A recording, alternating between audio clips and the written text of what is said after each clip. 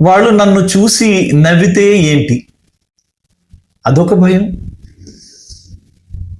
ఈ ఆలోచనలను మార్చుకోవాలి. నేను గెలిస్తే ఏంటి అని నిన్ను నువ్వు ప్రశ్నించుకో. నీ దృష్టి సమస్య మీద కాదు, పరిష్కారం మీద. ఇప్పుడు మనకి ఎలక్ట్రిసిటీ బల్బు కనిపెట్టిన థామస్ ఎడిషన్ గారు 2774 సార్లు ఫెయిల్యూర్ అయ్యారు. కానీ ఆయన భయంతో సిగ్గుతోటి కుంచుకుపోలా. 2775సారి విజయవంతమయ్యాడు. మనకి ఈ రోజు ఏదైతే మనము ఆస్వాదిస్తున్నామో, అనుభవిస్తున్నామో, ఆ వెలుగుకి కారణం థామస్ ఎడిసన్ సార్. ఇలా ఉంటుంది. అదే ఎనర్జీ బ్లాక్స్ కూడా మనం తీసేసి తొలగించగలిగి నార్మల్గా మనము నార్మల్ స్థితిలోకి వచ్చినప్పుడు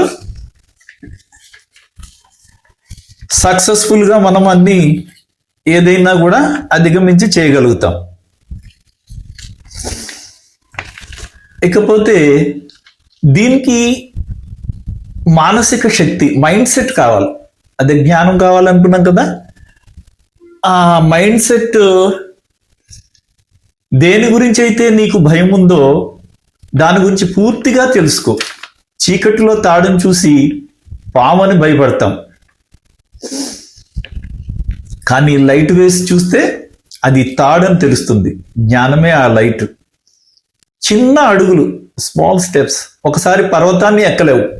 ఒక్కో అడుగు వేయటం మొదలు పెడితే ప్రతి చిన్న విజయంలో నీకు ఆత్మవిశ్వాసం పెరుగుతూ పెరుగుతూ పోతుంది. అయితే దీనికి ధైర్యమే సంపద. ఈ అంశం చూద్దాం. ధైర్యము మనకి ఏ విధంగా సంపద. సంపద అంటే డబ్బే అనుకుంటాం, అలా కాదు. సంపద అంటే అన్నీ వస్తాయి. ఫ్యాక్టరీలు, ల్యాండ్స్, బిల్డింగ్లు, కార్లు, అన్నీ, తోటలు, ఫామ్ ల్యాండ్స్, ఇవన్నీ కూడా. నీ జీవితము, నీ భయాలు అవతల ఉంది.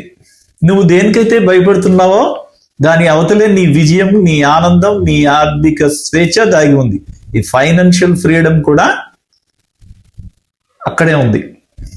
ఎప్పుడు నువ్వు ధైర్యంగా ఒక అడుగు ముందుకు వేస్తే, ఒక అడుగు కాకపోతే రెండో అడుగు, రెండో అడుగు కాకపోతే మూడో అడుగు, ఇలా 2774 అడుగుల తర్వాత మనం ఈ వెలుగును చూసాం.